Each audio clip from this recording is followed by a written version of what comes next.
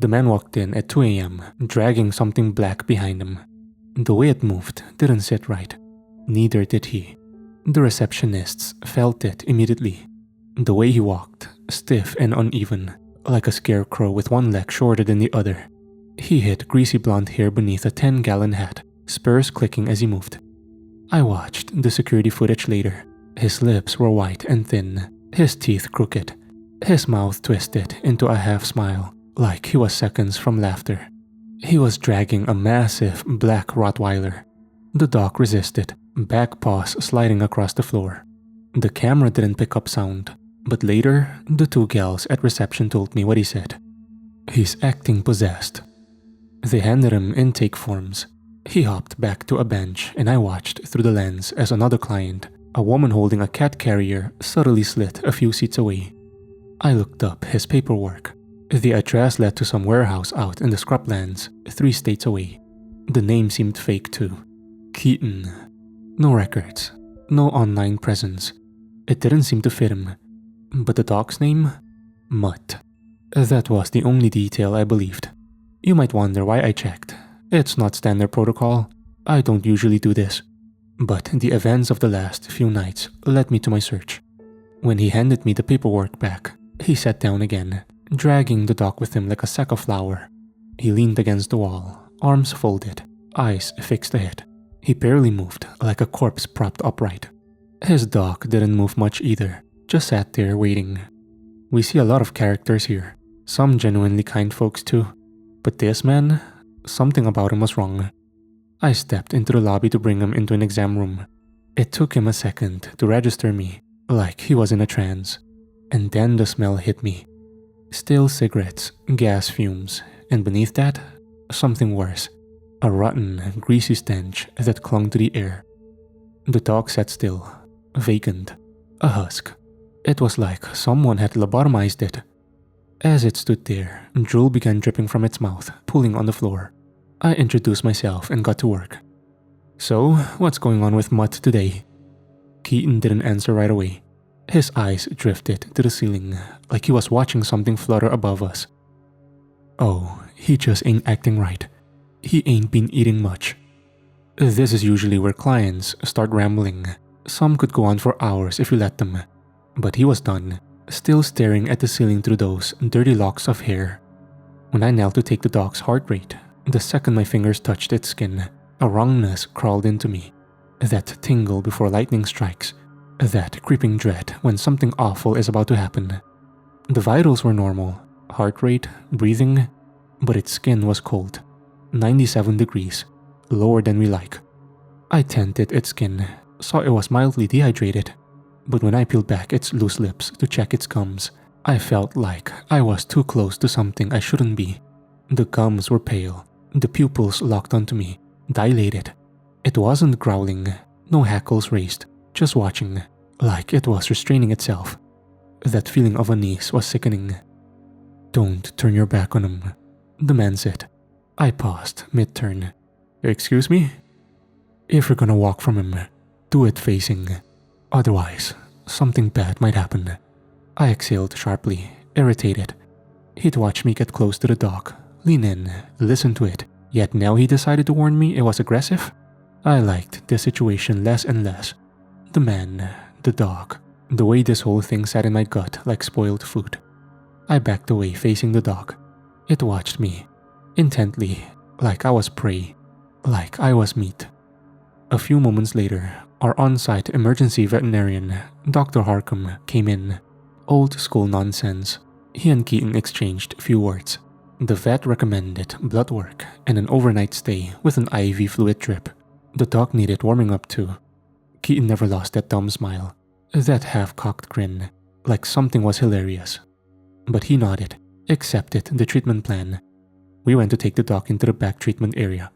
I slipped the muzzle on, of course, and that's when I noticed how the dog refused to walk. The owner had dragged it behind him earlier, but now it wasn't lethargic. I could see it in its eyes. It was choosing not to move. I had a larger male staff member, Ryan, carry the dog for me. As he picked it up, he glanced at me. We didn't exchange words, but I knew he felt it too. Not just the dog, the air. When we went to drop blood from its jugular, it didn't even react. Ryan held the dog steady, hands firm on either side of its head, jaws up. The needle slipped in, the syringe filled. The blood was cold. I ran it through the machines, just mild dehydration, some elevated lipase hinting at pancreatitis, no infection, nothing to explain why it was so cold. We placed it into a heated kennel, tucked it in with blankets, hooked up the IV catheter. I was relieved when Katon left. That was 3 days ago. That night was quiet, rare for an emergency hospital. We had another dog kenneled 2 spaces down from the Rottweiler, a cattle dog that had undergone emergency laparotomy. It had been doing fine, normal vitals, good appetite, responsive. 2 hours later, I checked on it, and the cattle dog was dead. It had torn open its own incision. Somehow, it had gotten its cone off, and it had attacked itself. Not licking, not nibbling, mutilating. Even when coils of intestine unfurled from its abdomen, it had kept biting at those guts, like they were coiled snakes and he was killing them. The dog was slouched over, head limp against the floor. The blood ran in bright ribbons, swirling around the kennel drain behind him, which slurped up the blood greedily. The kennel was a bloodbath. It streaked the walls, spattered the ceiling. His intestines had leaked bile and partially digested sludge.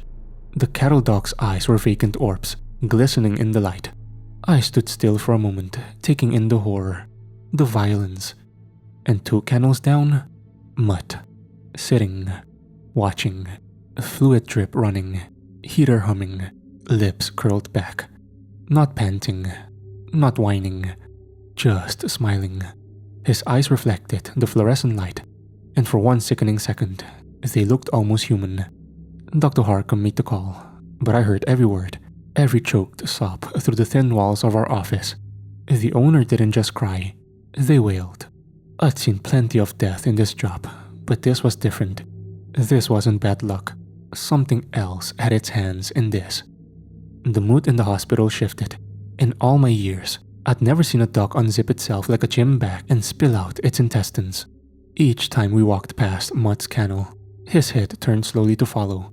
Each bloody towel, each mop bucket, every time we passed the cattle dog-sized body bag, zip-tied and labeled, Mutt watched. That night was quiet, but it didn't feel like a break. It felt like I was watching thunderheads forming in the distance, the promise of something worse to come. At some point, hours after the cattle dog's death, I heard the steady beeping of a monitor from the kennel ward. The IV pump hooked up to Mutt. I didn't want to go, but I did. I brought Ryan. We slipped the muzzle over Mutt's head easily. Too easily. He didn't resist, didn't flinch, just let it happen. His eyes followed the movement of our hands as we buckled it snugly behind his head. Only his eyes moved, 2 dark orbs, watching, digesting. The dog had kinked the IV line beneath its paw. We moved it aside, smoothed it out. That should have been it, a simple fix, but as we turned to leave, the light above his kennel flickered. At first, just a slight flicker, barely noticeable. Then it sputtered, dimmed, and cut out completely. The kennel dropped into shadow. Ryan and I froze. The only light now was a faint glow from the hallway behind us. We exchanged a glance. Neither of us spoke. Neither of us wanted to acknowledge what we were feeling. The air in the room changed, heavy, buzzing, like the static before a storm. Then, the 2 tube lights above Mutt's kennel flared so bright it hurt to look at them. A pop, then a sizzle, and they died.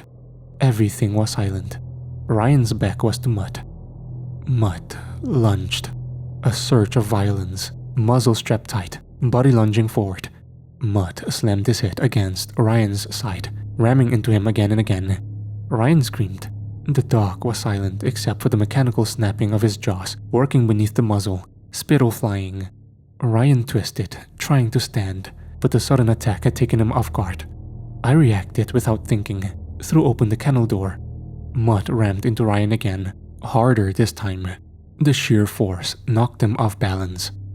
Ryan writhed around to grab at Mutt. The moment he faced Mutt, the dog stilled. It stood there, silent, watching, bathed in the new darkness. Something was wrong with this dog. Not neurologically, something deeper. It felt intelligent.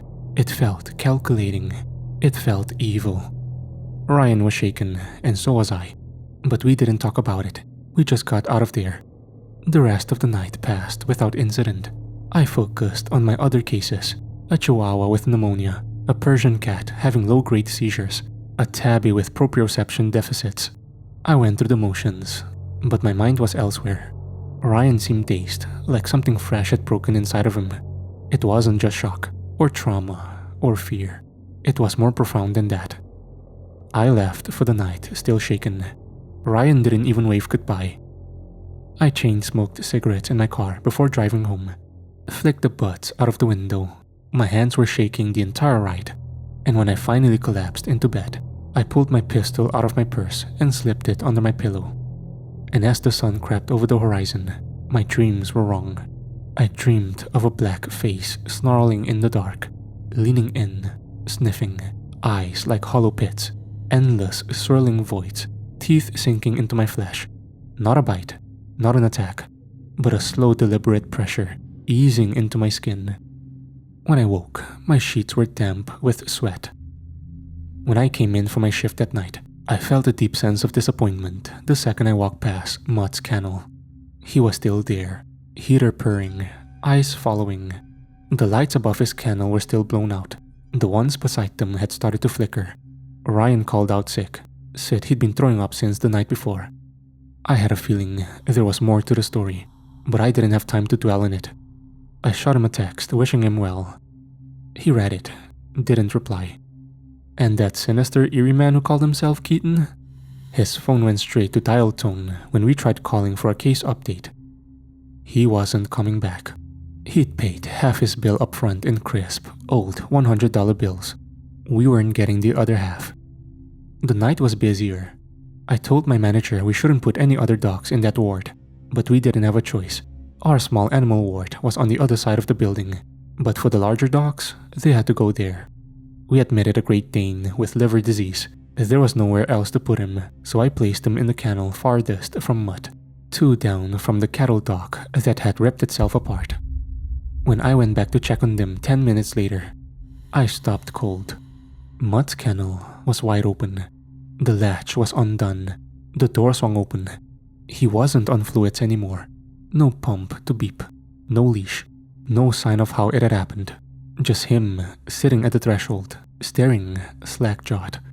I shut the kennel, latched it securely, left the room, came back with 2 plates of food. Immediately, I felt nauseous. The kennel was open again. I hadn't heard a sound, hadn't seen the door move. The only way to unlatch these kennels is with hands, with opposable thumbs. I slammed it shut again, this time locking it with a makeshift carabiner clip. I slit 1 plate of food under each kennel, low fat for the Dane, critical care for Mutt. I was walking away when I heard it, a sound that froze me. Not a growl, not a whine. It sounded like someone trying to speak through a mouth full of water, like a deep male voice gargling on words before spitting them out. A dog trying to talk. I turned. Mutt sat there, watching, silent now. Something tingled in the air. But the Dane had begun to cry. His plate of food lay spilled across the kennel floor. His hackles were raised, his body pressed against the back wall, eyes flicking toward the ceiling. He was feeling something deep and inexplicable. I felt it too. When I reached for the kennel bars, the crying stopped. The Dane's body trembled, then his whimpering changed, deepened. A low, eerie sound, like a tornado siren. Then it stopped altogether. The dog went still, too still. Then all at once, he attacked his own leg. Not chewing, not licking, ripping, breaking. Deep, pulverizing bites. Bone cracked, blood spattered the kennel floor. It wasn't a dog in pain. It wasn't a dog in distress. It was something else. Something destroying itself with purpose. I couldn't go in there. If I did, he'd likely redirect onto me, send me to the hospital. I turned and ran, shouting for help as I sprinted through the clinic. Dr. Harcum and 2 other techs, Angie and Denise, came rushing out of an exam room at the sound of my frantic screaming. I grabbed a rabies catch pole. The Dane was still going. The flesh of its leg hung in shreds, barely attached, Blood spurted like shots from a water gun, pulsing in rhythm with its heartbeats from a severed artery. I slipped open the kennel and looped the catch pole around its neck, tightening it hard, wrenching its head just enough to stop it from lunging. It snapped at the air, frantic, but no emotion behind it. Then it latched onto the metal pole, not out of panic, not out of rage, out of a bizarre corruption of instinct. The sound was unbearable, teeth breaking against metal, splintering, shattering. The flesh of its leg was nearly gone, just a ragged mass of meat and exposed bone that flapped as it chewed at the metal. I saw part of a fractured canine fall out of its mouth. The catch pole was bloody, dented, but holding firm. The dog was weakening by the time Dr. Harcum arrived, slumping over in the pile of its own blood. By the time we managed to inject the sedative, it was too late. The blood loss was too severe. The Dane fully collapsed to the floor, body twitching, biting. All at once, its eyes glazed over, and it went still. Out of the corner of my eye, I saw Mutt, lips pulled back in a snarl, smiling. "When is that fucking dog going to leave?" I snapped, pointing at him. Dr. Harcum shot me a sharp look. His white coat was streaked with blood. His eyes were dark, hollowed with exhaustion. "Something is wrong with it," I insisted. "With him." "All I see is a dog who just mutilated itself in our care," he said. "The second one in 2 days. Don't worry about that fucking dog. We have bigger issues here. I have another owner to call, another person I have to tell their pet killed itself, under my watch." He flicked the blood from his fingers, dragged the sleeve across his face. He was years past burnout, a shell of his former self. He couldn't see what I saw. He couldn't see the way Mutt watched, the way his eyes lingered over the carnage pulling beneath my feet, like he was enjoying it. Dr. Harcum sighed, rubbing a hand down his face. "We tried calling that creepy bastard again. Numbers out of service. He ditched the dog on us. That meant we had to rehome it. It could take weeks. I couldn't take weeks with him. None of us could." And as I looked into Angie's eyes, I knew she felt the same. The hospital settled into an uneasy silence. The night shift pressed on, but something had shifted. We were all exhausted, hollowed out by what we'd seen. The cattle dog, the Great Dane, the blood. Mutt still sat in his kennel, untouched food at his feet, heater humming, watching. 2 more lights flickered out while I cleaned. I mopped blood from the floors, the thick iron sand clinging to my skin. The towels we used to soak up the mess were soaked through, a deep ugly red. And through it all, Mutt never looked away. I told myself I'd figure something out, that I just needed time, but time wasn't on my side. I was dumping a load of bloody towels into the laundry bin when I heard it. "Ellison." I dropped everything. A voice, thick and wet, slurred in a way no dog's throat was built to produce. It wasn't a bark. It wasn't a growl. It was trying to speak, and what came out wasn't just a sound. It was a name. My name. Ellison. I turned, stomach lurching. Mutt was sitting in his kennel, still, muzzle slack, drool pooling on the blanket beneath him. His pupils swallowed the light. I couldn't move. My brain was trying to rationalize it, trying to shove what I had just heard into a box of normalcy. Maybe I'd misheard. Maybe it was the pipes or a monitor, or... But then, the smell hit me. Rot. Not just the smell of the hospital, not just the faint antiseptic and animal musk that always clung to the air. This was meat left in the sink for weeks. This was something dead wedged into the cracks of the world. And I realized then, the smell I'd caught when Katon first walked into the lobby, that greasy, putrid stench. It hadn't been him, it had been the dog. I ran. I grabbed the blankets off the floor, shoved them into the laundry bin, and bolted. My hands shook as I crammed the lid shut. My pulse was a hammer in my ears. "Don't turn your back on it." The memory of Katon's words crawled down my spine like a cold hand. He's acting possessed. I knew what Mutt had tried to do to Ryan. I knew what he wanted to do to me. And now I knew. I wasn't waiting for him to act. I was going to kill him. I kept my head down the rest of the shift, biding my time. My mind wasn't on the cases I took. I worked on autopilot. I went through the motions, but my body was moving without me. And when I got a moment alone, I pulled up 20 millimeters of pentobarbital sodium and phenytoin sodium solution. Euthazole, the sparkling pink liquid we used to put animals down. I took enough to kill a dog twice Mutt's size. There'd be a discrepancy in the controlled substance lock, but I could smooth it out over the next few weeks. A couple of slightly higher doses on euthanasia cases, locked with enough time between them, and no one would notice. I locked the cabinet, slid the syringe into my pocket. I was committing a crime, breaking DEA laws. I could lose my license, my career, even end up in jail. But deep in my bones, I knew one thing. That thing in the kennel, it needed to die. The next morning when I arrived for my shift, the hospital was heavy with grief. Everyone was crying. Ryan was dead. He'd taken his own life in his trailer sometime after leaving work. No details, no explanation, just gone. The police had come by to inform us. They didn't stay long. Didn't need to. I knew then. It cemented in my mind what had to be done. I don't know how, but I knew. I didn't wait. I worked through the grief, through the horror, pushing it all into a place I'd deal with later. I waited for the right moment, a lull between shift changes when staffing was light. I approached Mutt's kennel. His head was cocked, eyes tracking me. He looked almost expectant. I opened the kennel door and slid the muzzle over his face quickly. My hands moved with a sharpness I hadn't felt before. I yanked the straps too tight. My pulse was steady.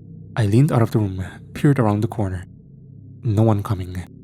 I held Mutt's paw, feeling for the vein, my other hand already slipping the needle beneath the skin. The syringe in my palm felt hot. I pushed the plunger. It was difficult, so much volume to inject, but I pushed it all, every last drop. Normally, when an animal is euthanized, it happens fast. They slump, their eyes stay open, their bodies give up. Mutt didn't move.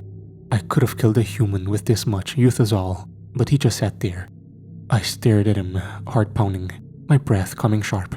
They usually pass away before the syringe is empty. Their bodies relax, their eyes go distant, the tension of life slipping from them like a sigh. Mutt's body stayed rigid, his breath steady. The drug should have shut him down immediately, but his muscles held. His head remained lifted, eyes locked onto mine. A chill crawled up my spine. This dog should be dead. Then the hallway lights flickered. One by one, the bulbs sizzled out, plunging the kennel ward into darkness. The air thickened, heavy with the weight of something unseen. The heater stopped. The only glow came from the exit sign at the far end of the hall, casting a weak green wash over the kennels. The shadows twisted around me. I couldn't move. The door to the kennel slammed shut behind me. My breath hitched.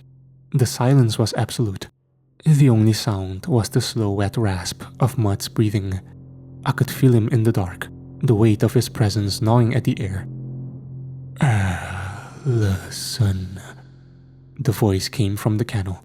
Thick, gurgling, wrong. A sound like a dog learning to speak, like a throat filled with gravel, trying to shape words. The vowels stretched, dripping with something slick and inhuman. My stomach lurched. I reached for the latch, fingers fumbling, but my hands were slick with sweat. My breathing was too loud. The darkness pressed in. The rot smell thickened, crawling up my throat. Then, I felt it. A cold, dead hand closed around my ankle. I choked on a scream. My body jolted as something gripped me, nails pressing into my skin, curling against the fabric of my scrubs. The air turned electric, static snapping against my skin. I turned and ran. The door gave way beneath my shoulder, and I burst into the hallway, feet pounding against the tile. Behind me, I heard the kennel door smash open. The sound of paws, heavy and fast, hitting the ground. He was coming. I sprinted blindly through the dark, my shoulder slamming into the wall as I searched for the door handle. My fingers scraped smooth wood. No knob, no latch, just cold, endless surface. Paws pounded closer. No growling, no snarling, no warning. Just movement. A silent freight train barreling towards me. I spun, pressing my back against the door, The darkness was absolute, thick and suffocating. The emergency lights had died, swallowing the building in shadow. But I could hear him, breathing, slow, wet, thick with something I couldn't name.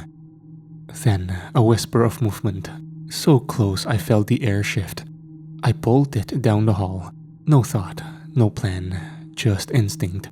My body moved. I reached my locker, yanked it open, hands scrambling for my purse. The air behind me shifted. A weight, a presence. I felt it before I saw it. A void, yawning open. My fingers closed around cold metal, the grip of my handgun.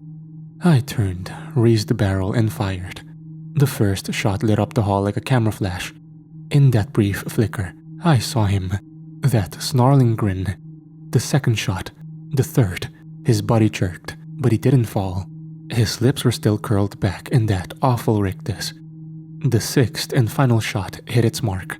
The left side of his skull caved inward, the muzzle of his face blown apart, his jaw sagged open, tongue limp, and even as he fell, his head twitched, a violent, unnatural snap of movement. A thick, wet pop echoed down the hall. He swayed. Then finally, he dropped. I stood there, gun trembling in my hands, ears ringing. The darkness still pulsed around me, thick and heavy, pressing in from all sides. Then, footsteps, shouts, voices. Someone grabbed my arm, yanking me back. The lights flickered, buzzed, then flared back to life. And for the first time, I saw what I had done.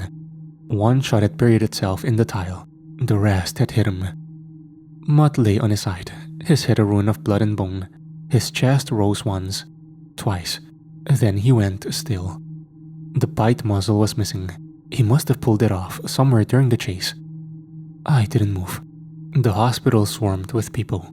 Cops were called. Questions were asked. I barely registered any of it. They took me into the back office.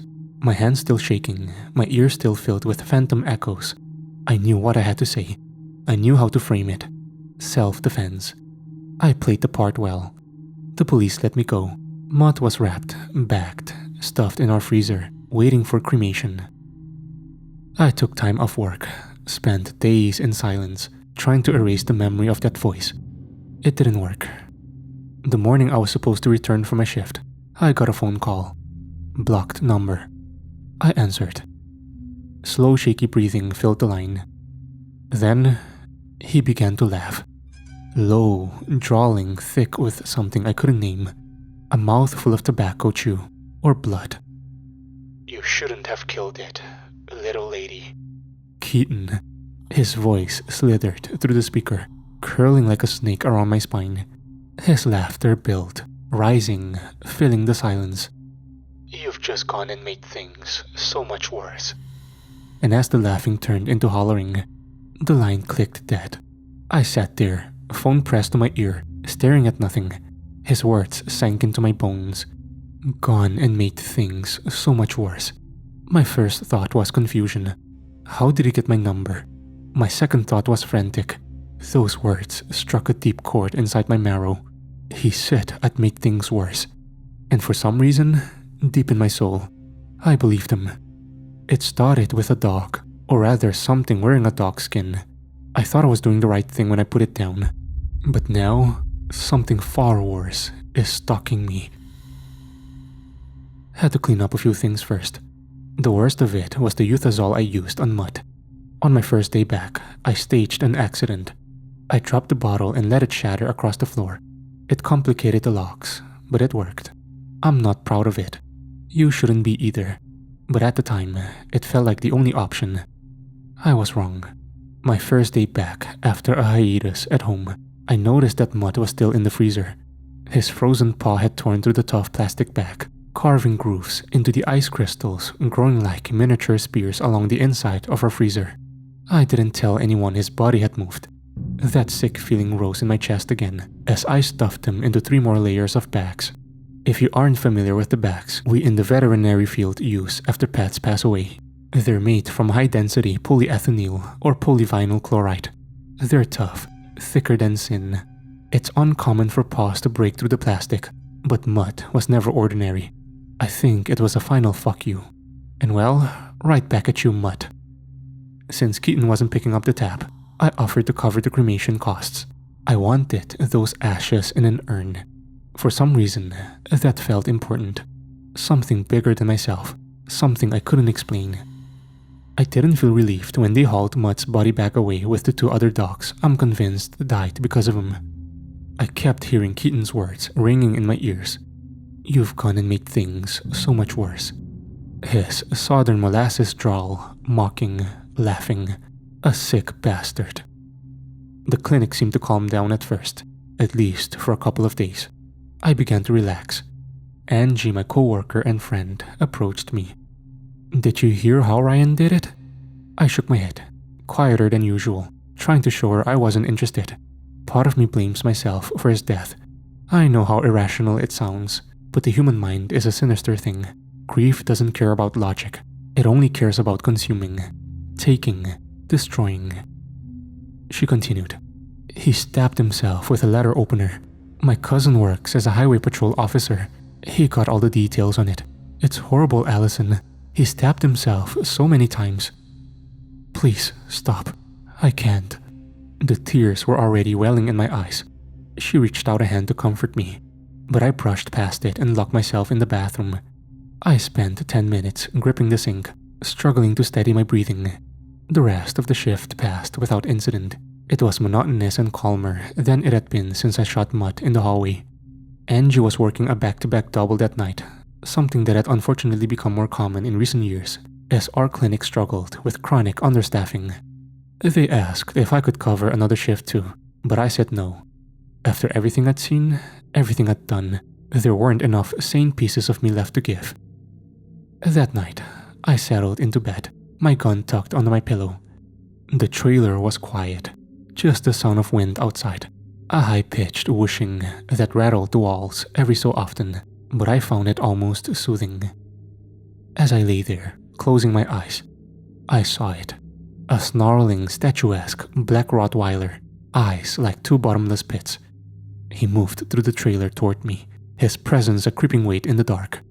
Then I looked down.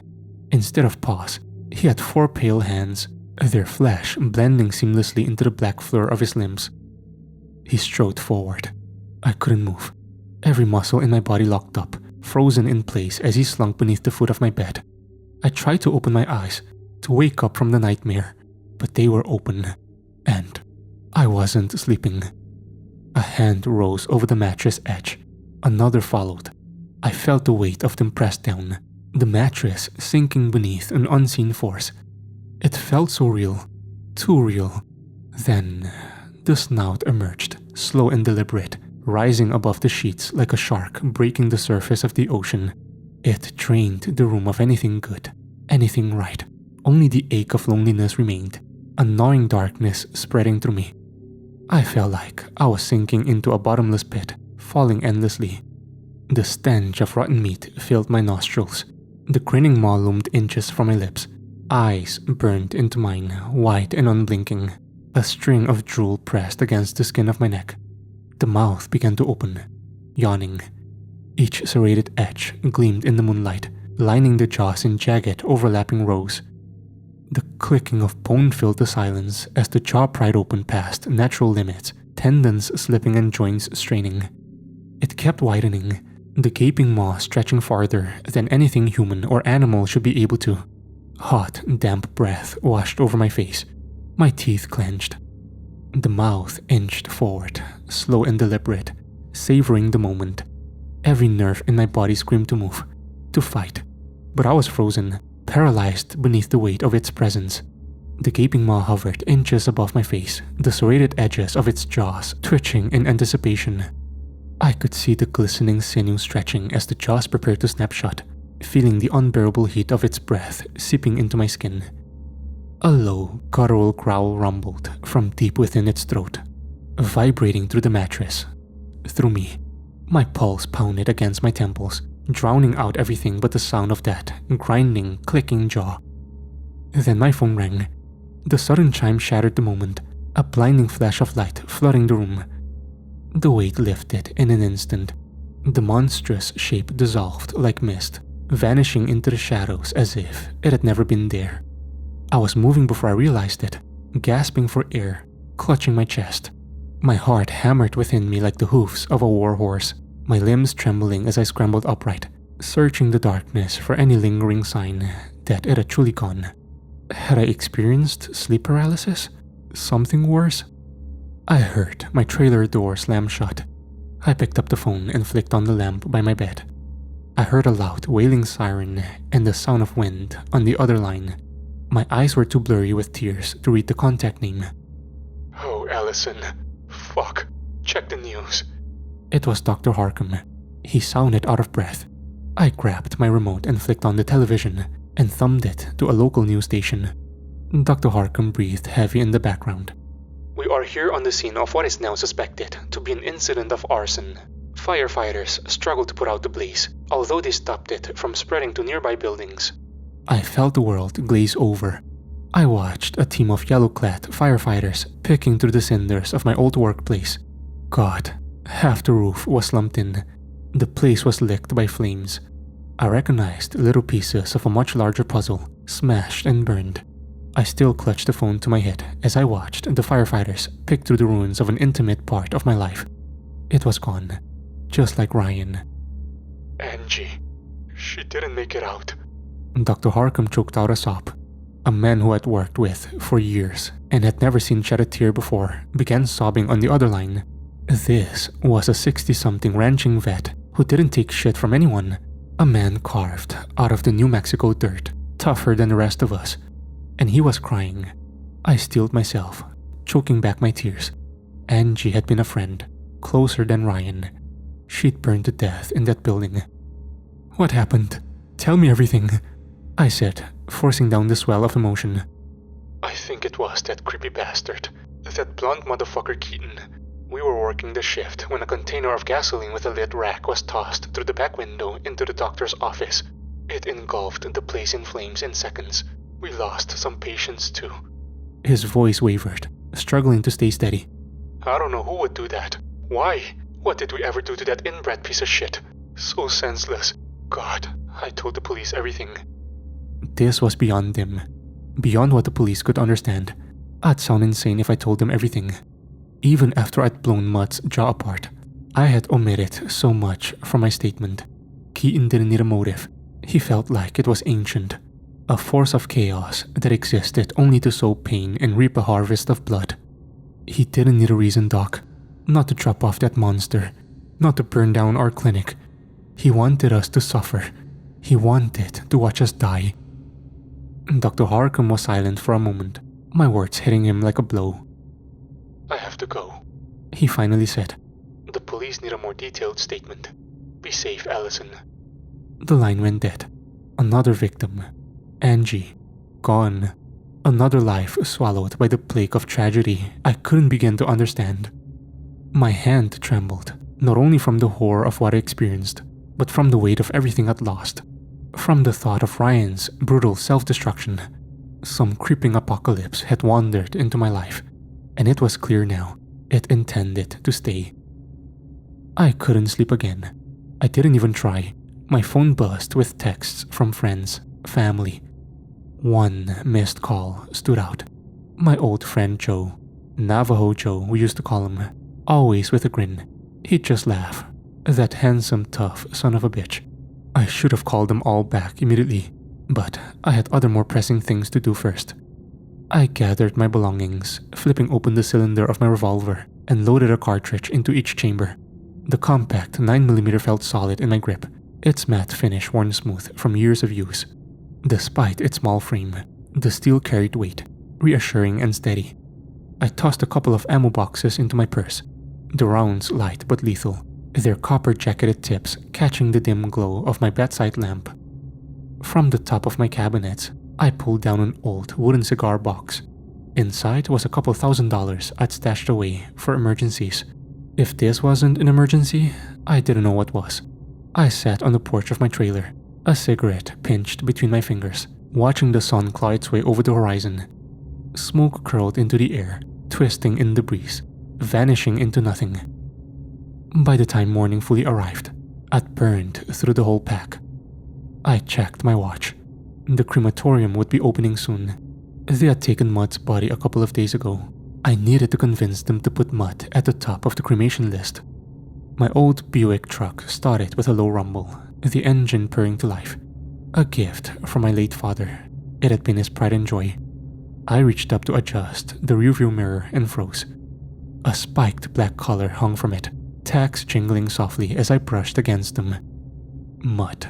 And below it, Keaton's number. I recognized it immediately. The same one we tried calling at the clinic when he abandoned that thing on us. Not a dog. A thing. Where my fingers touched the collar, a biting chill crackled against my skin, like dry ice burning on contact. I rolled down the window and flung it into the scrub brush. It didn't make me feel any better. He had gotten it back.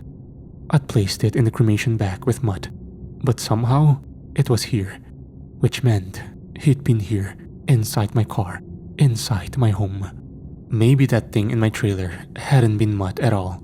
Maybe it had been Katon. Mutt was just the beginning, and this was spiraling into a situation I couldn't contain. At least, not alone. I pulled out of my small patch of land, kicking up a flurry of red dust. My air conditioner hummed. My fingers drummed against the steering wheel. 30 minutes later, I pulled up to the animal crematorium. A sunken gray cement building casting a white shadow in the heat haze. I stepped out and tried the door handles. Locked. I pressed the doorbell and heard a faint jingle inside, but the lights were off. I checked my phone and swore under my breath. I'd been so lost in my own thoughts, I'd completely forgotten it was a federal holiday. No one was inside. Veterinary clinics contract with crematoriums, sending euthanized pets in sealed black bags. We store them in freezers until the company's van arrives to collect them. They're packed alongside animals from other clinics, then stored in even larger freezers at the crematorium until it's their turn for processing. It can take weeks to complete a cremation. But Mutt had only been here for a few days, and somehow I could feel him inside the building, like I was standing too close to a live wire. The offshoot road I'd followed was empty. In the distance, I could see the glimmer of traffic, but it was far enough away that no one would witness what I was about to do. I circled the building, checking for an alarm system. Nothing. Peering through the windows, I scanned the interior. No cameras either. Crematoriums aren't exactly prime targets for thieves. Nothing to protect except frozen animal corpses. At the back, I found a window. Above me, only miles of empty blue sky. The air still except for a faint breeze curling through the scrub. I crouched and picked up a stone the size of my palm from its resting place beside a cactus, weighing it in my hand. Then I hurled it through the glass. The window shattered unevenly, jagged shards left clinging to the frame like teeth. I found a stick nearby and used it to knock away the worst of them before pulling myself up and climbing through. Glass crunched beneath my boots as I landed inside. The rock I'd thrown had skittered across the floor, coming to a rest far across the room. The space before me stretched out like a cavernous warehouse. To my left, 4 massive crematorium units, metal doors dull in the dim light. To my right, an entire wall of freezer units stood still and silent. Steel girders loomed overhead, casting long skeletal shadows against the walls. It felt like I had walked into a place I wasn't meant to be, like intruding in a place that had been waiting for me. The silence wrapped around me, thick and uncertain. My heartbeat thumped against my ribs, steady but insistent, like a distant war drum. Behind me, the wind whistled through the broken window. Then the smell hit me. The thick, sickly stench of rot, like corpses left too long in the sun, its hollowed skin splitting open, brimming with writhing black flies. The air crackled with the sound of unseen maggots popping and shifting. A sudden thump made me jerk toward the freezers. One of the lids lifted, then fell with a hollow clunk. I watched, my breath caught in my throat, as the white top rose and dropped again, like a mouth opening and closing. Then another freezer began knocking against itself, and another. Then they all started. The sound grew into a chaotic, discordant symphony. The freezers shuddered, vibrating against the floor, scraping and twisting from their original positions. Then, all at once, the room fell still. Silence dawned. Then, with a deafening crash, the first freezer that had started thumping was hurled 10 feet across the floor.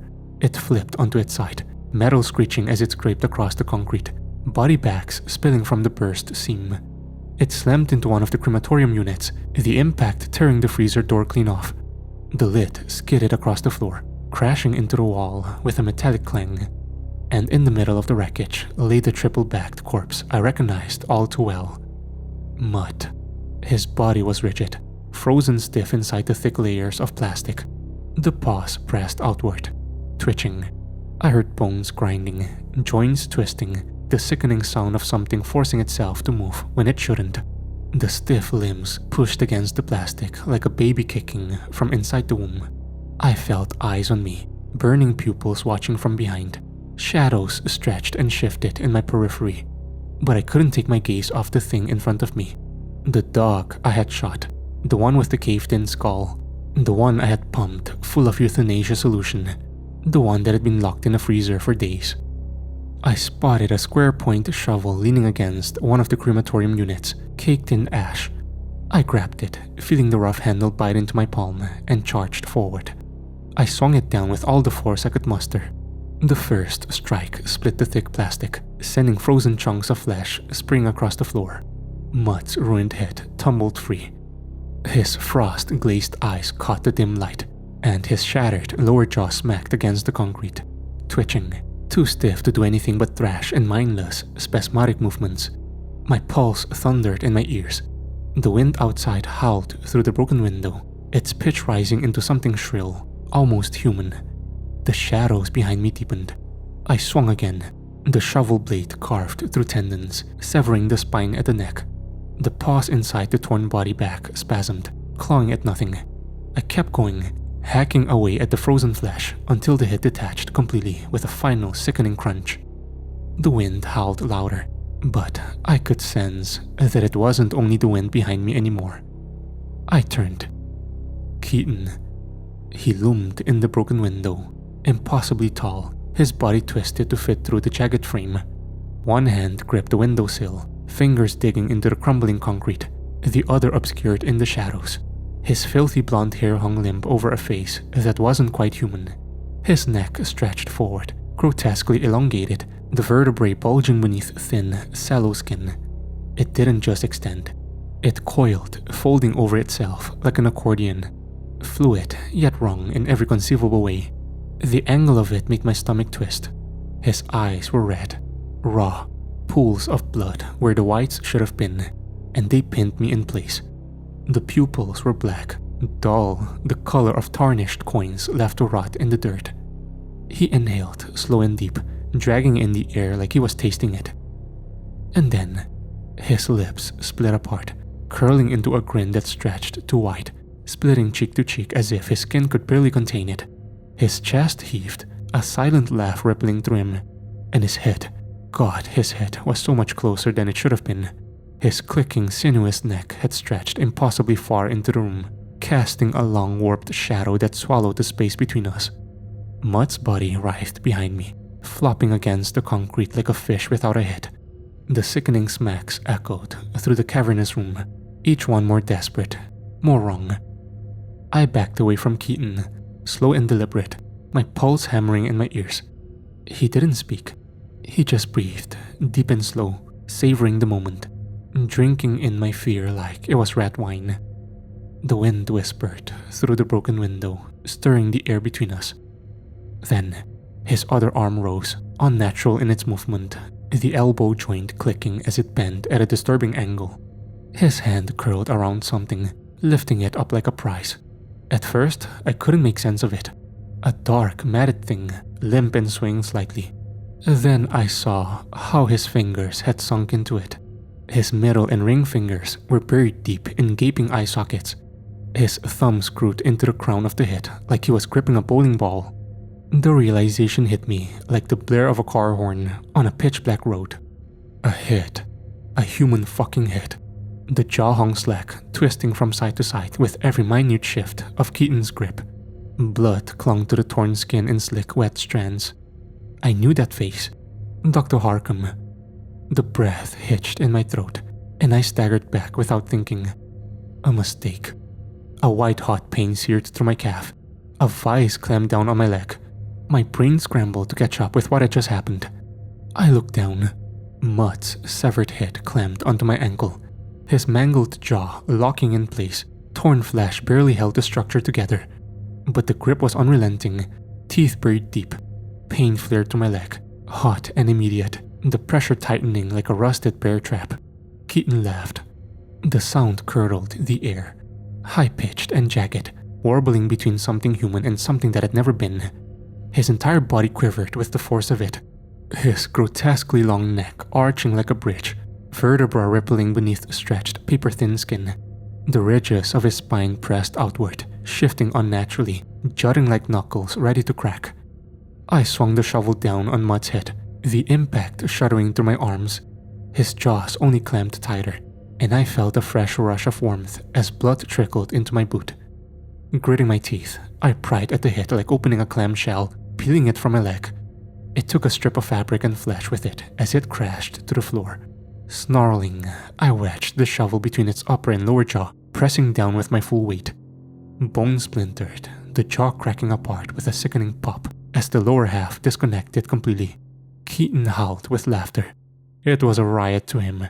He shook with it, body convulsing, that awful neck writhing like a snake. I swung the shovel sideways, aiming straight for his grinning face. But before it could land, his neck snapped back, recoiling too fast, retreating into the night. The shovel flew from my hands, clattering against the wall with a metallic clang. He lingered in the window, looming, watching, waiting. Shouldn't have killed it.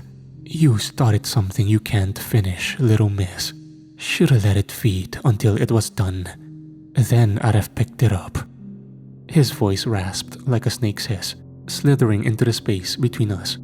His head retracted, impossibly smooth, that too long neck drawing back into the night. His hand peeled from the windowsill, talons scraping against the concrete, leaving behind deep gouges in the stone. Behind me, the thrashing body stilled. Silence settled, thick and suffocating. I didn't dare turn around. Not yet. I braced myself, waiting for the inevitable, for Katon to slip back in through some unseen opening, to drive those jagged fingernails into my spine, to tear into me with his yellowed, animalistic teeth. But nothing came.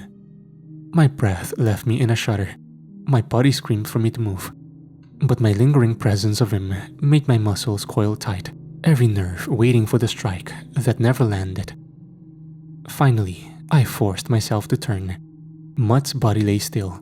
Whatever had been animating it, twisting it into something beyond death, was gone now. For good, I hoped. I limped toward the nearest cremation retort, my leg throbbing with every step. My hands trembled as I fidgeted with the loading door. It clunked open, the hinges groaning, and I slid the roller tray out. Mutt's head went in first, his detached lower jaw following. His body came next, heavier than it should have been, that weight sinking into the metal. The pain in my leg flared, sending hot sparks of agony shooting up my thigh. But I bit down against the pain and shoved them all the way inside. Fumbling with the control panel, I pressed the buttons, praying I got the right sequence. The burners roared to life, the chamber flickering with searing orange light. Heat pulsed outward, warming my skin as the fire licked at the corpse. I staggered away, limbs shaking, and made my way to the office break room. The drawers rattled as I tore them open, my hands shaking too much to be precise. Gauze, scissors, bandages. I grabbed everything I could, then hobbled back to the retort. Collapsing beside it, I pried off my boot, wincing as blood dribbled onto the floor. The sock beneath was soaked, the fabric clinging to my skin. I exhaled deeply, then reached for the scissors, snipping my pant leg above the wound before peeling it away. The damage was worse than I thought. Blood pooled in the puncture wounds, the torn flesh already darkening with bruises that spread outward like shockwaves from each ragged tear. My calf throbbed in time with my pulse, sharp bursts of pain radiating up my leg. The bites might have been deep enough for stitches, but I didn't have the time for that. The jeans had saved me from the worst of it, though the shredded fabric clung to my skin, soaked through. I pressed gauze against the wounds, wincing as fresh blood welled against the white cotton. I wrapped a compression bandage around my leg, tight enough to slow the bleeding, but not enough to cut circulation. Antibiotics or lidocaine would have been a blessing. I could have stitched it myself if I had to, but a crematorium didn't exactly keep medical supplies on hand. I leaned my head back against the wall, exhaling through clenched teeth. My ears rang from the heat, the exhaustion, the pain. And then I heard it. A scream. Distant, warped, twisting through the air like the high-pitched wail of logs splitting in a fire. I turned toward the retort viewing window.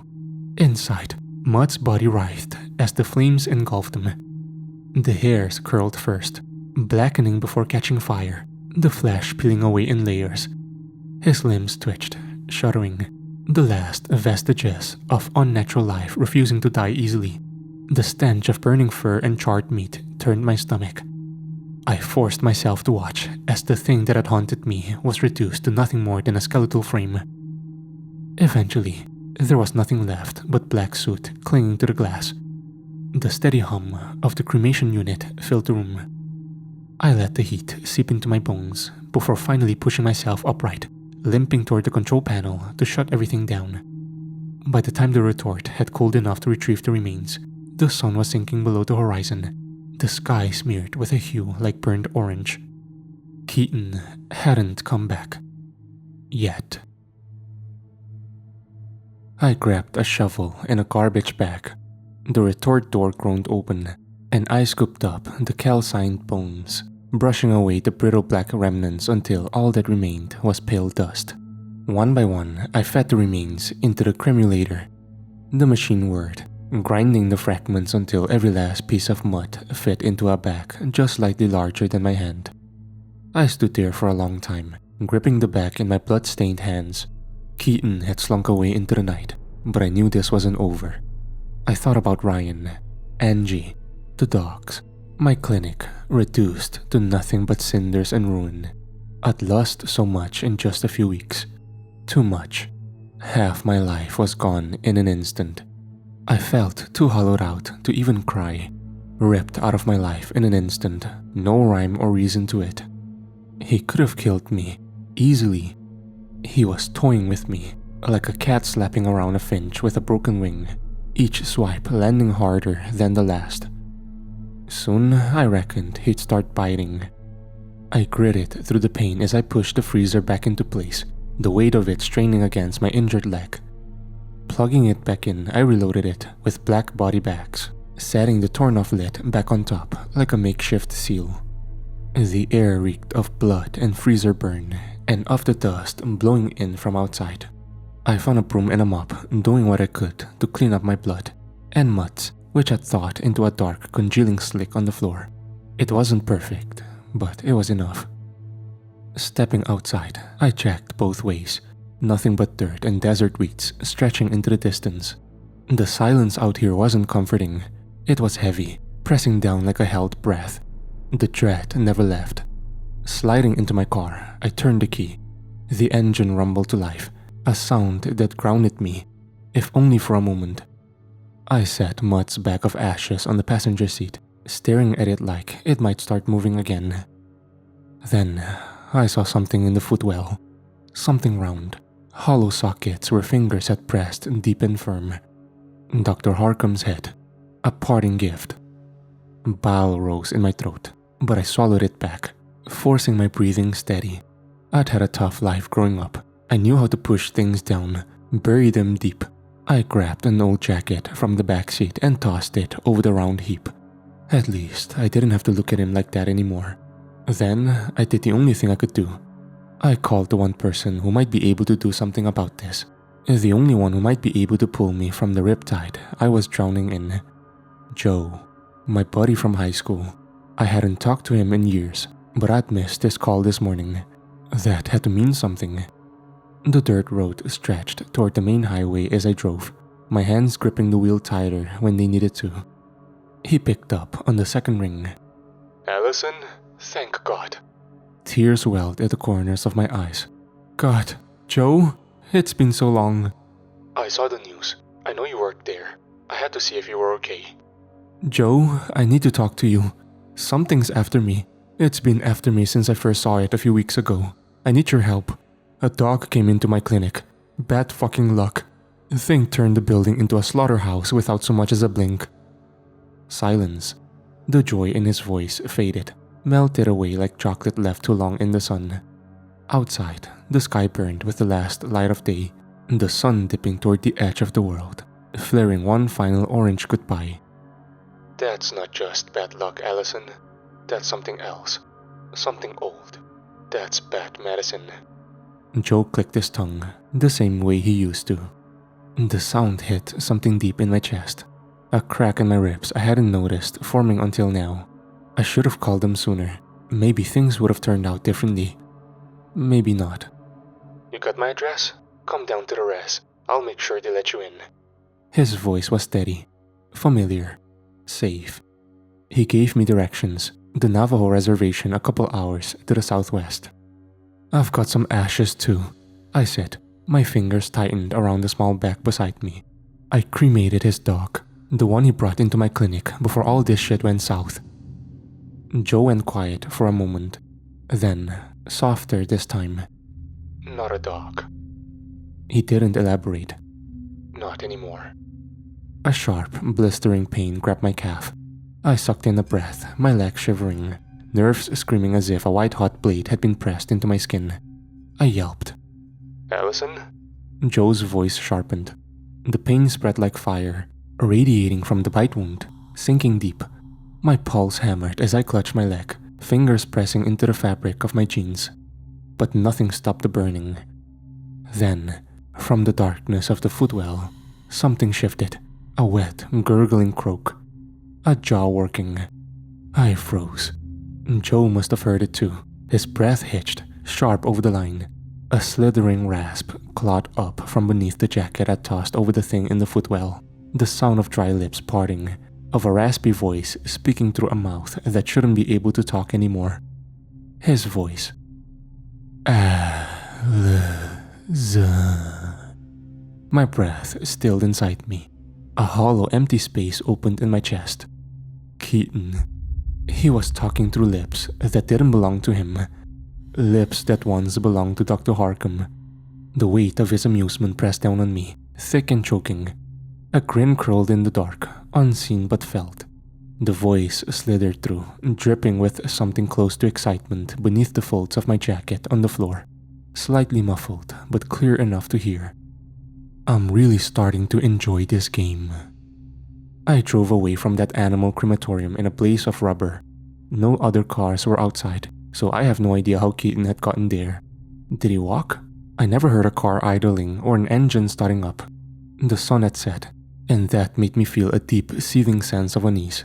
Like the miles of surrounding rat rock and highway were out to get me. Out to hurt me. Dr. Harcum's head still rolled beneath my jacket, but the ventriloquism act had stopped. I should have tossed him out into the desert, but that didn't feel right. A man who I'd worked with and grown to care about. He had a temper, but so did I. That's why we meshed. God, his poor wife. His poor fucking kids. I felt like Joe might know what to do with the severed head sitting in my passenger footwell. Joe had tried to call back, but I didn't pick up. I had a sneaking suspicion that Katon was listening to Dr. Harcum's ears. I drove along a cut of dusty road for almost an hour before I saw a rest stop. I saw the needle crawling towards empty on my gas gauge. I didn't want to stop, but I had no choice if I wanted to make it to the res. I pulled off the highway and saw an old pump station that was desolate. A single produce semi-truck sat in the parking lot near the diesel pumps. The overhang lights looked like an oasis in a sea of dull black pitch. I settled into a pump and tossed a few more items of clothing down on top of where Dr. Harcum's head stayed. I heard a low chuffing sound beneath the layers of fabric. I ignored it. I needed to focus, to observe my surroundings. I stuffed Mutt's ashes into my purse alongside my pistol. I passed by a grizzled, overweight trucker sitting in his driver's seat, watching me across the sidewalk. I wandered into the gas station and grabbed an assortment of jerkies, energy drink cans, and a steaming cup of coffee. Not road trip snacks, just things to keep me alive, thinking through the night, to keep me surviving until dawn. A scrawny early 20s burnout sat with his feet resting up on the countertop. I could hear the sound of a movie playing through his phone speakers. He casually ate away at a bag of popcorn. The coffee tasted burnt, metallic. The lights flickered overhead like they weren't sure they wanted to be on. 40 on pump 6, I said, sliding my assortment of items across the counter. He didn't say a word, just clicked away at the register with a hand, absent-mindedly.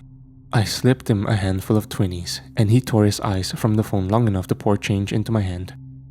I laughed without a word. I crossed below the blanket of light cast by the overhang shining down on pumps. I stopped walking when I turned over and saw that the semi-truck was empty.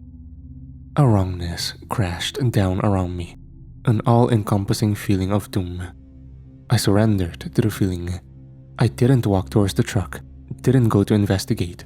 I had an idea that's what Katon wanted me to do, what he was waiting for me to do. I kept my eye on the semi's cap, inching backwards with a bag in one hand, a coffee in the other, purse slung over one shoulder. My breath sounded pitched in the darkness, labored and heavy. I saw a glimmer of red across the inside of the semi's windshield, a glistening brush stroke. I didn't peel my eyes from the semi as I filled up my tank. As soon as I was done, I slid into my truck and started it up. The click of the locks engaging brought little to dissuade the rising tide of panic, drowning me from the inside out. As I pulled around the pumps and across from the station, I saw the right side of the semi in the flash of my headlights. The cab driver's side door was cracked open, blood flung in congealed globs on black asphalt. I saw him then. Katon. He was perched between the semi's wheels, like a spider hiding beneath a rock. His limbs, like long wooden posts, stretched with a thin layer of white skin. Pinched feet held onto the underside of the truck bed in a broken contortion. His elbows buckled in the wrong directions. Everything was so much longer than they should have been. Neck like a tangled, twisting vine. His eyes refracted the light like two glowing yellow orbs. The bite wound on my leg began to itch, then burn.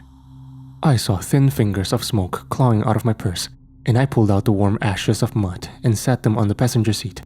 I heard a faint crackle like embers in those ashes. The car began to smell like singed hair and cooking flesh. I noticed a sharp smile on Katon's face, his mouth drenched in rivulets of blood. The trucker sitting in his cab earlier lay in a twisted heap beneath Katon. The trucker's ribcage was cracked open like a crab shell. One of Katon's sharp hands digging around inside the man like a woman digging around inside her purse for her keys. Katon's stare lingered, piercing as I swung my car around, kicking up a shiver of dust, and I flipped my truck into a higher gear. Katon pulled a dripping red hand out of the trucker's sucking chest cavity and began waving at me, a friendly hello. I revved up the engine, blowing down the road back onto the highway faster than I should have.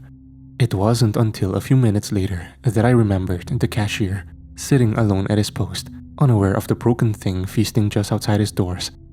God, I hope it didn't come after him next. I thought about calling the police. I really did. But God, I had a severed head in my car.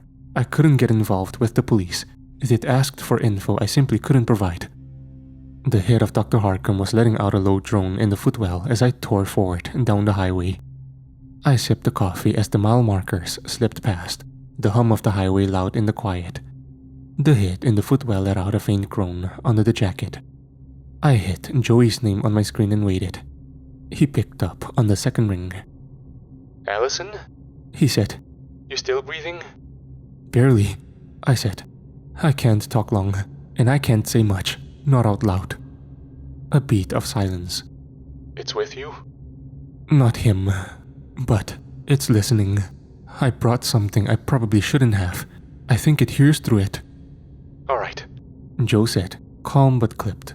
Just talk around it. I can follow. I'm heading your way. Should hit the basin in a couple of hours, give or take.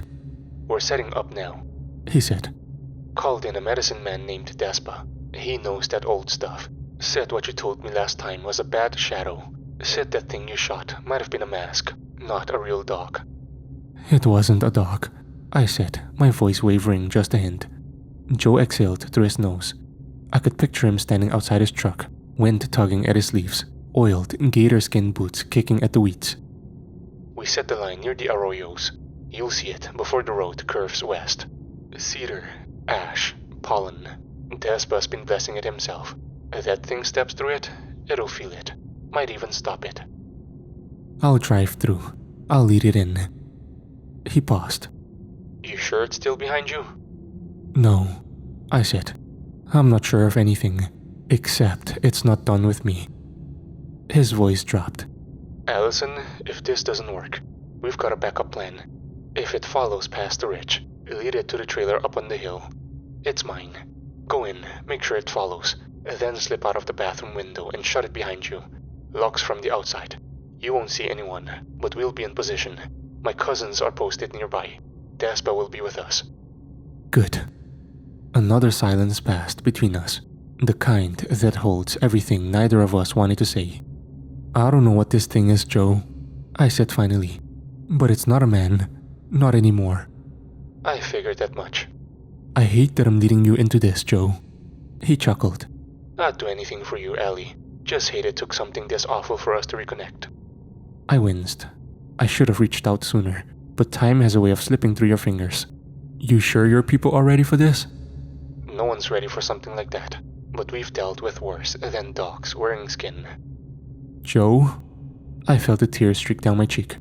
For the first time, it wasn't an unkindly shed tear. I know. Just get here. We'll take care of it. I stared at the horizon, where the last light had slipped away hours ago.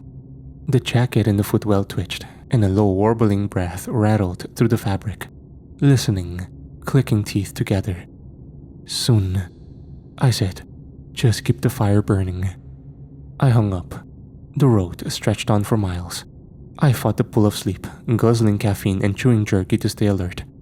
I was flying toward a violent conclusion. Katon felt drawn to me, like I was his muse and he the artist. Maybe it was because I killed Mud. Maybe something deeper, some unseen threat tying us together. He killed my friends and co-workers. He beheaded the vet I worked for, burned down the clinic, even murdered a trucker just to send me a message. This was more than cruelty. This was personal. A few miles out from the res, I saw a wash of blue and red lights behind me, followed by the chirp of a police siren. If my sanity was a spool of threat, it was unraveling fast. This night felt like a nightmare unfolding slowly, like a dress billowing on a clothesline. I pulled calmly to the side of the highway, though my heart thundered in my chest. I kept my hands on the steering wheel and stared into the rearview mirror. The officer approached from the right, walking the shoulder with caution. He came to the passenger window and motioned for me to roll it down. I did. "License and registration, please," he said in an authoritative tone. "Yes, 1 second, officer." My eyes dropped to the bundle of clothes on the floor, and I forced myself to look back up at the glove box. I pulled out some crumpled insurance paperwork and my registration, then grabbed my license from my purse and handed them all over. His face stayed blank, maybe a little annoyed. He had just started walking back to his cruiser when Dr. Harcum's head began to moan, a low drowned-out sound that grew into a wail. My heart stopped. The mood shifted instantly. The officer turned, clicked on his flashlight, and swept the beam across the truck's interior. "What is that noise?" he asked, flashing the light across the dash, the seats, the floor. The beam settled on the lump in the passenger footwell. He reached down with a gloved hand. "No, don't, please," I said, my voice cracking, panic blooming fast. If he found the head, Katon would be the least of my problems. "Be quiet, ma'am," he snapped. With 2 fingers, he peeled back the jackets, the dirty shirts, and the jeans. He gasped when he saw the head. Eyeless, crusted in dried blood, the flesh writhing slightly, twitching on the floorboard. The head wailed louder now, 2 black empty sockets staring up at him. "Oh Lord have mercy, what the hell is this?" His tone shifted again. This time, fury. "Ma'am, step out of the vehicle, now!" I reached for my door handle and heard him unholster his sidearm with a sharp pop. His flashlight lit up the cabin like a searchlight, held steady in his left hand. In his right, he raised a sleek black pistol. His gloved fingers wrapped tight around the grip. "Do you have any weapons in the car?" "I have my revolver in the purse. Nothing else." "Officer, please listen to me." "Shut it," he snapped. "Hands laced behind your head. Kneel down in front of the car." No other car passed by. Besides the wind, it was too quiet. The air shifted. Bad air. A bad omen. It smelled like dust, but beneath it, it was something fouler. The reek of decay swam through the midnight breeze. The scrublands stretched for miles behind barbed wire fences. The officer reached for his radio, but paused, listening.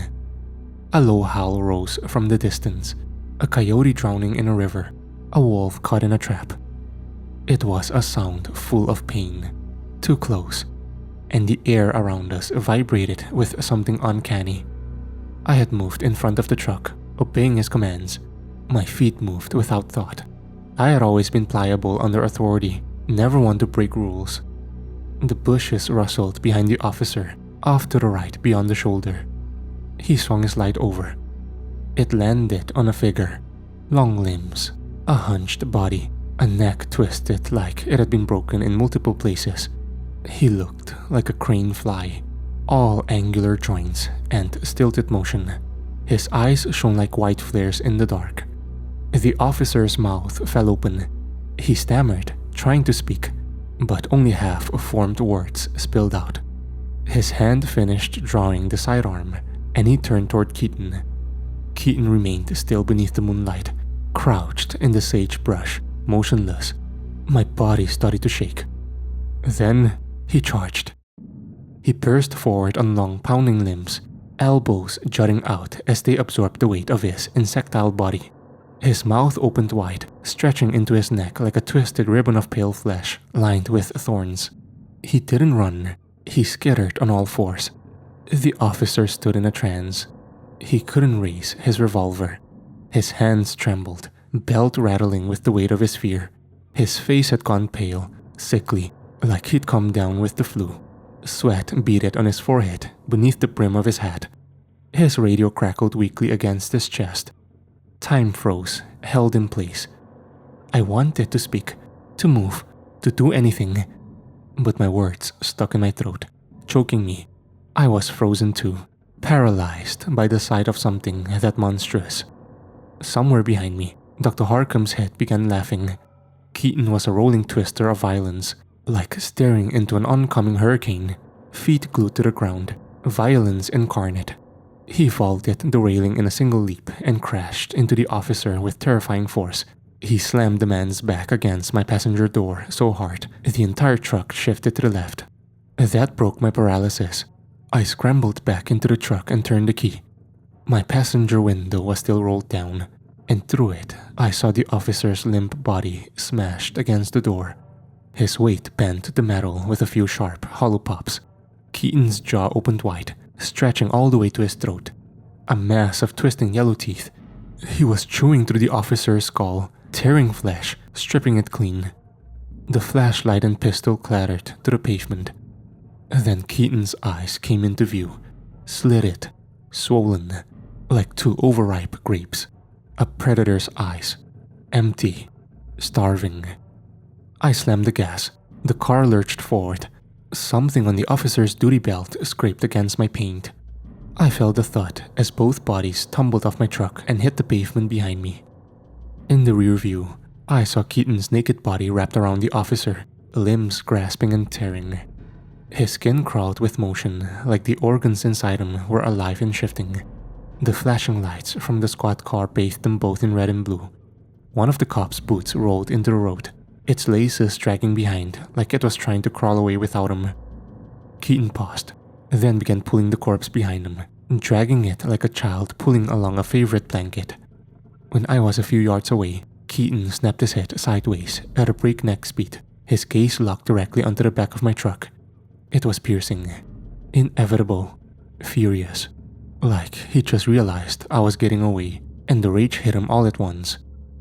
As he grew smaller in the rear view, I saw him leave the officer's body off the ground and toss it deep into the scrublands. Then, he started running after me. I climbed faster and faster, 60 miles per hour. The old truck's engine began to rumble beneath me. 70. The engine groaned. I caught the sharp smell of gas fumes. Katon was gaining. At 80, the truck shook, barely holding together as the engine roared. I burned rubber, twisting onto an off-ramp, saw an oncoming car a few miles down the road. My tires nearly lost traction on the gravel, kicking up a flurry of pebbles as I fought for control. Katon was close enough to reach out. He moved impossibly fast, loping with his long limbs and elbows tucked tight to his sides. I saw the fire burning in his eyes. He was done chasing. He wanted blood. Mine. And if he caught me, I knew he wouldn't let me go again. The ashes of mud crackled in the passenger seat like gunpowder. The hit lulled from side to side in the footwell. I felt like I was losing my mind, but between the smell of scorched ash, the reek of decay blooming around me as Katon drew closer, and the sound of the hit laughing, I knew I wasn't crazy. This was all real, raw and wrong. The box I had been stuffing all these impossibilities into was overflowing now. What happens when the box breaks? Would my mind break too? I passed through the arroyos and toward the toll booth borders of this part of the res. The barrier bars were lifted. Was this where the line had been drawn? Could Katon cross it? He was halfway up the roadside, nearly level with the side of my truck. He wasn't looking ahead. His neck was twisted toward me, his body pounding forward with a mindless kind of purpose. His mouth hung open, eyes wide. Behind me, Dr. Harcum's hit shouted with laughter. The engine rattled with speed. Katon was so close I could smell death. I could see the dried blood of so many victims caked across his twisted, nude body like a suit of crimson armor. Right as I crossed the border barricade, Katon veered sharply to the left. I watched him clear the fence and crash down in a heap, thrashing on his back like an insect, arms curled toward the sky. The hit stopped laughing. The ashes stopped crackling. I slammed the brake pedal to the floor. Katon writhed. I saw Joe's trailer on the hill, half swallowed in dust, lit by the hard glare of floodlights. I focused the headlights on him. His thrashing slowed, then stilled. My tires thumped over uneven ground as I crept forward, heart burning like a live wire. I stomped the gas, aiming to crush him beneath the weight of the truck, but he leapt at the last second, sprawling across the roof and smashing through the back windshield in a burst of glass. I flung the car into reverse. One tire crunched over his leg. For the first time, I saw pain in Katon's eyes in the rear view. I clenched my teeth until my jaw ached. Katon clung to the frame, screeching. He yanked and pulled, his foot pinned like a plank beneath the tire. I slammed into drive. He flew backwards off of the car, his limb bending and snapping like a brittle branch. As I climbed toward the hill, I saw him rise again on all fours. One leg was twisted into broken segments, the foot dragging unnaturally across the dirt. And still he came after me. But now there was a break in his stride. He was slower. He was wounded. And if it bleeds, it can die. At least I hope so. I rounded the rise. The area was desolate, not a soul in sight. I hoped that was part of the plan. I prayed it was. I slid my car into park on the ridge and pulled the parking brake. Behind me, I heard the pounding of hands on earth, getting closer with every second. Katon landed on my roof with a thud, the metal buckling under his weight. Then he threw himself forward, vaulted over the hood, and smeared blood across the windshield as he rolled and hit the ground. He stood facing me with those reptile eyes, blocking the way to the trailer. Its door was wide open. I pulled the gun from my purse and pointed it at him. He tilted his head, and I felt my muscles tense. I wasn't pulling the trigger. Something inside me was pulling against it. I fired once. The bullet missed him entirely and buried itself into the trailer wall. Katon charged. I dropped the pistol and ran around the car. He roared as his broken ankle slammed against the dirt. He scrambled onto the roof again, and I ducked to avoid a swipe from his hand. The spot where mud had bitten my ankle throbbed, and the pain lit sparks behind my eyes as I flexed and pushed through. The body will break itself to escape death, and the mind, drowning in adrenaline, becomes a weapon. But he was feeling it too. The adrenaline. His nervous system was short-circuiting, his mouth open like a wilted flower, tongue flicking through the air. He was tasting something. Could he smell Joe? The others? Were they near? He leaped, and I dove through the trailer doorway. One of his claws raked across my back. I shoved past a floral couch, knocked pans off of a shelf in the narrow kitchen, and bolted toward the bathroom.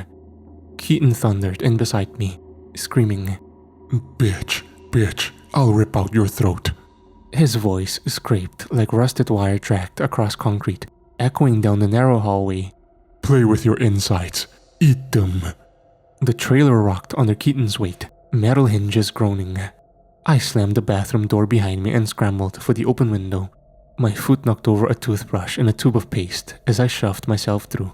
Pain flared along my back. The pain on my calf dropped. Katon was almost on me. I could feel his heat, the hate radiating off him. The door splintered just as I drove. My teeth cracked against desert stone when I hit the ground. A burst of white light exploded behind my eyes, and blood filled my nose, hot and thick. Something moved past me, fast, silent. I heard the window slam shut. Arms wrapped around my torso and dragged me away from the trailer, around to the front of my car. Katon's voice roared from the inside, a storm of curses and blasphemy.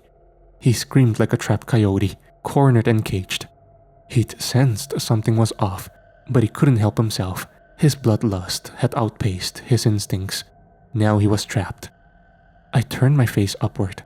The sky above the basin cracked with heat lightning.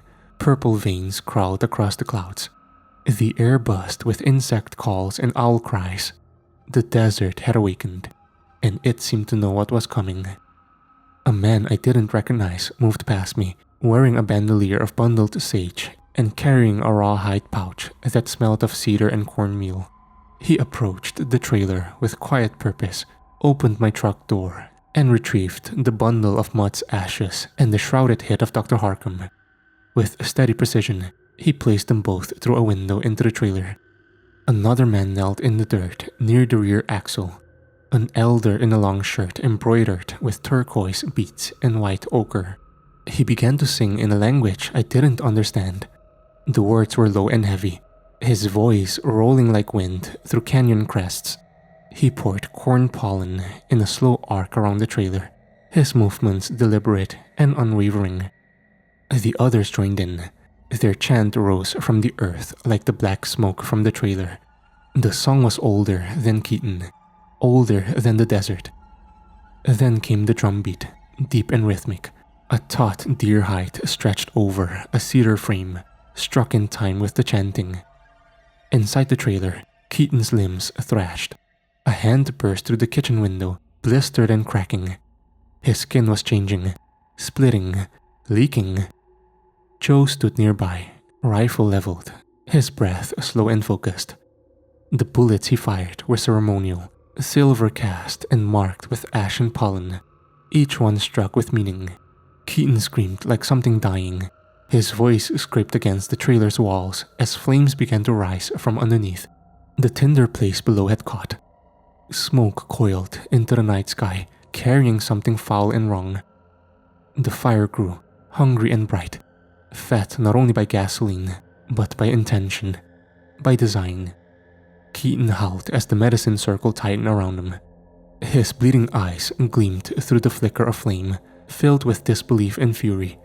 He clawed at the walls, tried to find the door, but it had been sealed from the outside with rawhide bindings and sacred paint. He scratched at the windows, too narrow for his spider-like frame to slip through. The chanting never stopped, even when the trailer began to cave inward, even when the screams turned wet and animal.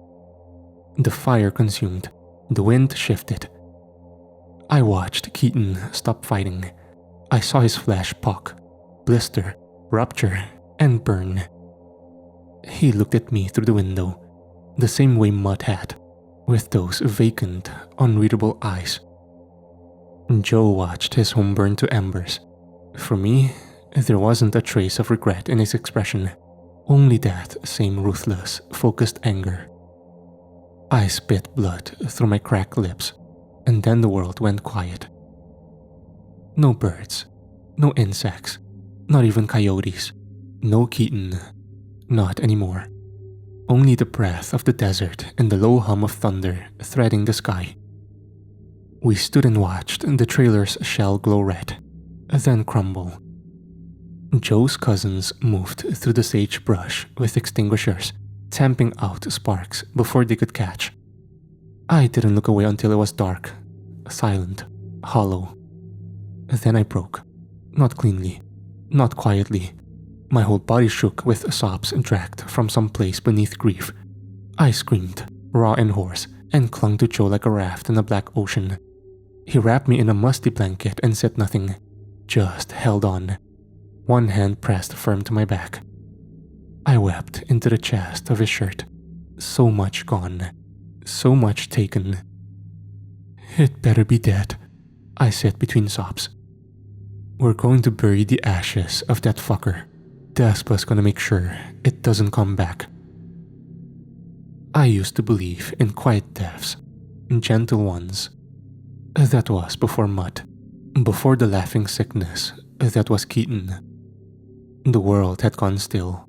No more chase, no more fire, no more road to burn through. Just the sound of my breath hitching. The dull ache in my limbs. And the weight of deep grief